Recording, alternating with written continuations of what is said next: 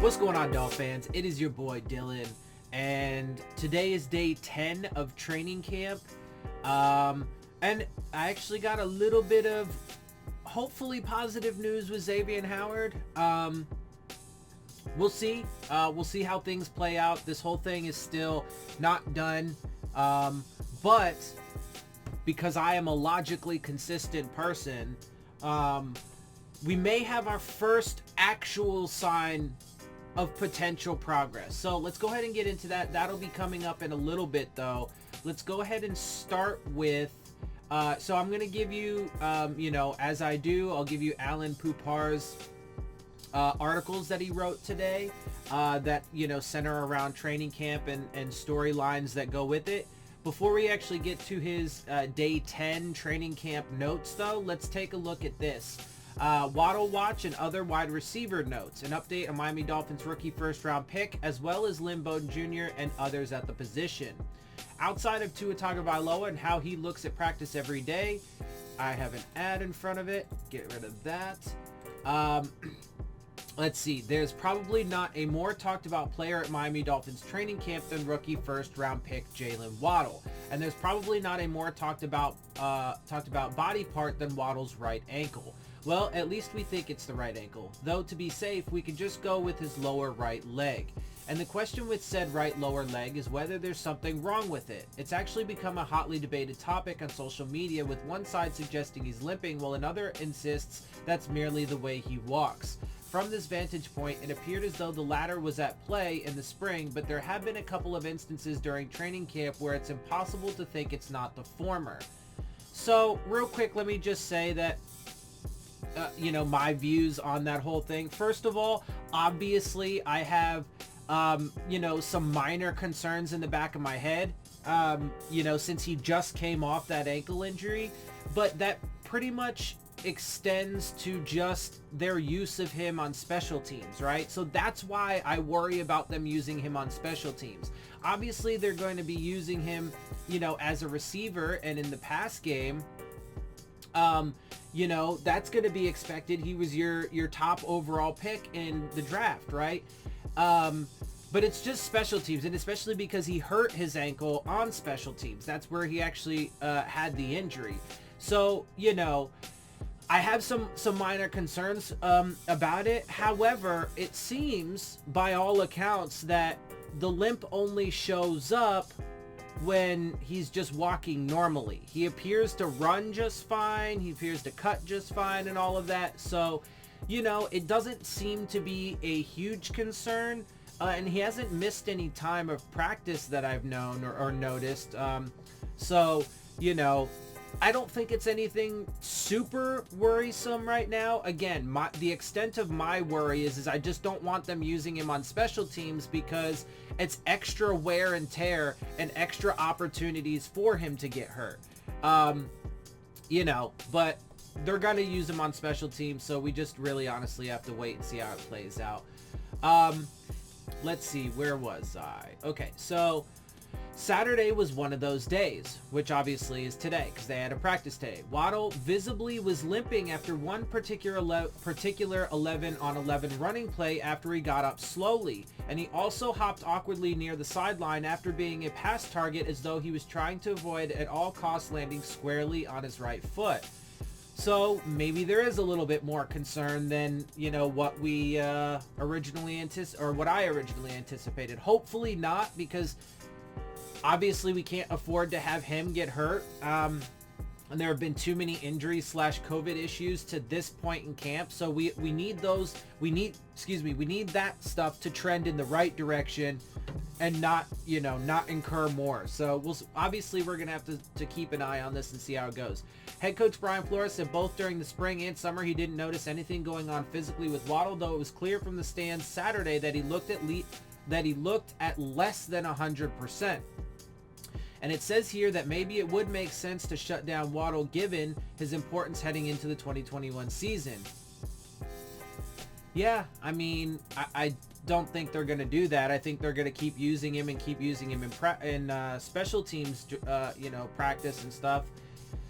So we'll see. Like I said, and I've said this from, the start, it's just something that we need to monitor. Playing through an injury is commendable and helpful during the regular season, but Waddle is the kind of player with whom the Dolphins should exercise extreme caution. I mean, I agree with that. Fuller follow. Being cautious might be what the Dolphins are doing with Will Fuller, who hasn't practiced since leaving the first session halfway through. So, he missed today as well. Flores has termed Fuller's injury more than once as day-to-day issue, but it's now been 10 days since he last practiced. So, take what you want from that, but, that's obviously not particularly great. Remember that Fuller will have to sit out the opener at New England on September 12th as he finished serving his 6-game NFL suspension, but it still would be nice to have him back at practice sooner rather than later. Bowden falling behind. Lynn Bowden Jr. met with reporters Saturday, and he was really engaging and energetic, giving reporters a fist bump after he was done. Bowden said he enjoyed being able to see faces when he was talking to reporters as opposed to conducting interviews through Zoom. During his media session, Bowden said he needed to pick up his game in training camp, and we're here to tell you he's not wrong about that. In fact, it's almost imperative he does that, or he could find himself on the outside looking in when the Dolphins get down to their 53-man roster. The truth is that Bowden has been very quiet in camp while others on the bubble have shined. That group would include players like Jakeem Grant and Isaiah Ford, even long shot Kirk Merrick, who's been, and obviously I'm adding this because you can see it, but he's been shooting up the depth chart. Kirk Merritt has. So he's been practicing steady with second team and has even taken some first team reps. Bowden showed impressive flashes last year after coming over in a trade with the Raiders, particularly a great feel in open field, and he was seen as somebody who could be a factor in the offense in 2021. It hasn't played out that way yet, and it's up to Bowden to get back on track. Alrighty, so there you have it. That is the news and notes on the Dolphins wide receivers and whatnot. So now let's actually move into his Dolphins training camp day 10 practice observations. Stupid ads need to go away. All right, highlights, lowlights, and anecdotes from the Dolphins practice. Let's see. The Dolphins were back in pads Saturday after conducting a walkthrough Friday. Xavien Howard, and here's the little bit of potentially positive Xavien Howard news. Xavien Howard was back at practice again after taking part in the walkthrough. He did not take part in the first 11-on-11 period, but was out there for the second. That's pretty much going to be the extent of his participation in team periods. So, still not very much, but he did put on pads today, and he did practice in an 11-11 drill. So, there is a potential good sign. Let's hope that's the case. There is still a little ways to go in this situation, and we will see how it plays out. There's no guarantee it's going to be one way or the other yet, and I still think the highest probability is that it ends with him traded. However, this is the first time that I will say to you, this could be some positive news that actually says they might be going in the right direction. I'm going to wait. I'm going to temper my personal emotions and so on, because I want to see how things go still. Does he practice tomorrow? Because he's not practicing at full capacity and so on and so forth with the team yet. It was just one 11-on-11 session, but it is encouraging. So hopefully that's the case, and hopefully it really is finally going in the right direction, but nothing is official yet, so we still do have to wait and see. The only players on the active roster not participating, were linebacker Jaelan Phillips, linebacker Andrew Van Ginkel, wide receiver Will Fuller, running back Malcolm Brown, and linebacker Kylan Johnson. So Jaelan Phillips is obviously day-to-day as well, and it is a little concerning that he's now been out for a number of practices. Van Ginkel's been out for a couple. So again, like I said, man, one of my biggest concerns in training camp to this point has been the injuries, COVID situation. So we'll have to keep an eye on that, see and monitor that as we go. Rookie first-round pick Jaylen Waddle was wearing a compression leg that covers the bottom half of his right leg.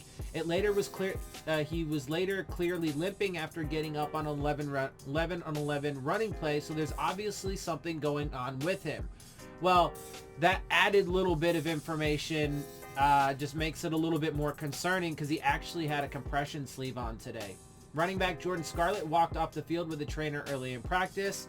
Like I said, man, these injuries, I mean, a lot of them seem to be relatively minor, but they add up, man.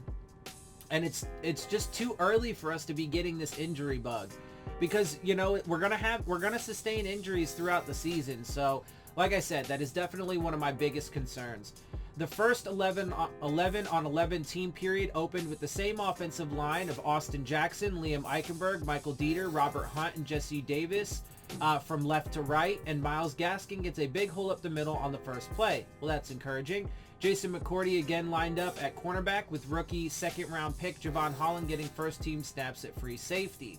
Running back Salvon Ahmed had a nice run up the middle. He no longer was wearing the red contact jersey, which is good. That's positive news in the injury department. It should be noted the offensive line created more holes in the first run-only 11-11 session than it did in either of the first two padded practices.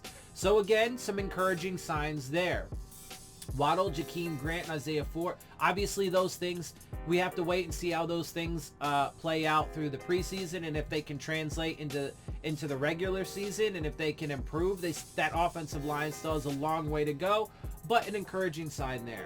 Waddle, Jakeem Grant, and Isaiah Ford fielded kickoffs during a special teams drill. Again, I just hate that they have Waddle back there. Myles Gaskin dropped an easy pass from Tua in a 7-on-7 drill. Tua threw a 20-yard touchdown pass in that 7-on-7 to Jakeem Grant, with Grant wide open in the end zone after what looked like a busted coverage. Not good signs for the secondary without Howard, because he didn't, obviously he only took part in, and that's the thing, right? He apparently didn't do any of the 7-on-7s or the individual drills, and he only did one of the 11-on-11 drills, that is Xavien Howard. So I'm not quite ready to say we're legitimately moving in the right direction, but I am willing to say that could be the first sign that we might be. It's only the first one, though, right? And there have been plenty of signs that say we're not moving in the right direction, and that's why I'm not quite ready. I need a little bit more data to be able to really move in that direction myself. Albert Wilson had a clear drop on a 10-yard pass from Tua in that 7-on-7. Wilson's play has tapered off after he had a great first week of practice. First play of the next 11-11 is a run, and guess who's in the backfield to meet Myles Gaskin? Yep, Benardrick McKinney. Liam Eichenberg commits a false start. That's at least 2, if not 3, from him in camp. Tua had a nice 11-on-11 period with 2 quick slants to Grant and Wilson before connecting with Wilson on a deep throw down the middle. Isaiah Ford went to the ground to come down with a bomb from Jacoby Brissett after getting behind 2 defenders. Ford has had himself a very good camp in what seems like his 37th stint with the Dolphins. Yeah, I mean, I think no matter what, he's pretty much a long shot to make the roster. Devontae Parker clearly beat Byron Jones at the line, but an underthrown high throw by Tua allows Jones to recover and break up the pass. Safety Brandon Jones left practice early after coming up limping after an 11-11 play. That's what I'm talking about, man. And it seems like every single day of actual practice there are more injuries, and it concerns me, man, even if they are minor, because I mean, it just concerns me. Tua had a nice scramble for a first down in a third down situation, much to the delight of fans. Matt Collins beat Byron Jones on a contested downfield pass from Tua and finished off the 56-yard touchdown. This has not been a good practice for Jones. I'm telling you, man, and especially if Xavien Howard's not there, I think Jones is going to get exposed. But I mean, look, he even did last year, though. He proved that he's not very good at playing in predominantly man coverage. His stats weren't that good. He had to have the coverage shaded to his side, and he just wasn't very good. He had the worst statistical season of his career, except for the interceptions. With that one but he only had 2. That was a career high, and he's only got 4 for his entire career. So I think he's overrated, Byron Jones, and that's why, the secondary behind Xavien Howard in particular, worries me. Safety Eric Rowe was flagged for pass interference against Durham Smythe on an end zone pass from Tua, even though the ball appeared to be thrown out of the back of the end zone. Linebacker Sam McGuavin intercepted a Reed Sinet pass that was batted up at the line of scrimmage. Tua had a beautiful throw downfield to Waddle, who still doesn't look totally right, and followed it with a completion down the middle to Hollins, who cradled it in after first snagging it with his right hand. All right, let me say this. If he actually is starting to show some noticeable signs of an injury, they need to just park him. They need to put him off on the fucking sidelines, man, and just rest him, dude. Stop practicing him and don't fucking use him on special teams, man. It's just that extra wear and tear is it's not good. All right. McCourty broke up a pass intended for Grant on a deep square in, and Kirk Merritt caught a 15-yard pass from Brissett near the sideline while on one knee. That's fancy. All right, so there you have it. That is the news and notes. Obviously, because I don't have subscriptions to Miami Herald and so on and so forth, that shit is super expensive. Well, at least for me, because I'm poor and I'm broke. So I can't afford it, unfortunately, and so I am limited in what I have available to you as far as sources and information. I wish I could give you more, but unfortunately I can't. So with that, I am going to wrap it up, and that is day 10 of practice. So, I mean, overall, just real quick, overall, it seemed to be a pretty good practice. The secondary, look, and I'll just go through it. My top concerns in this training camp are the injury / COVID. That's number one. And again, it seems like we're having, some new injuries every single practice, which actual practice, right? Where they're actually running drills. Yesterday, they just did a walkthrough, so nobody got hurt during that, thankfully. That would be devastating. Somebody have a non-contact injury and tear an ACL or some shit. Thank God that didn't happen. There was actually, just side note, Raekwon McMillan actually tore an ACL today in practice, so that's his second one, and he tore it in the opposite knee from the one that he tore when he was with the Dolphins, so that sucks for him. But yeah, so top concerns are the injury COVID situation. The next concern, the second biggest concern for me is the offensive line, and then the third top concern after that is the secondary behind Xavien Howard. There was, again, a little bit of positive news, hopefully, in that regard, because he did put on pads today, and he did practice during an 11 on 11 session. Obviously very limited, not very much, so we do have to still wait and see how that plays out. But overall, it seems to be a pretty solid day. Tua was looking good. It appears to maybe potentially be some progress on the offensive line, particularly in that run game. Byron Jones seemed to be getting fucking burnt quite a bit today and didn't have a particularly great practice, so it is what it is. Again, my biggest thing right now is I'm just taking all this data in. It's all contextual, and I'm putting it in my little box, so that way when we get to the first preseason game, I can pull that information out and then start taking it and using it to help me verify what I'm seeing on the field with this team in that first preseason game. Obviously, it won't be a complete evaluation yet. We'll still have a bit more of camp and a couple more preseason games and then cut downs, but things are really going to start ramping up here going forward. And it's really exciting. So we have one more day of camp this week, tomorrow, before they take 2 days off. They are going to practice, they have Monday and Tuesday off before they head to Chicago to start their joint practices with the Bears on Wednesday. And then I believe our game is on Saturday. So for that, I will be joining Reason's live stream. So, check that out and jump up in there. Shout out to him.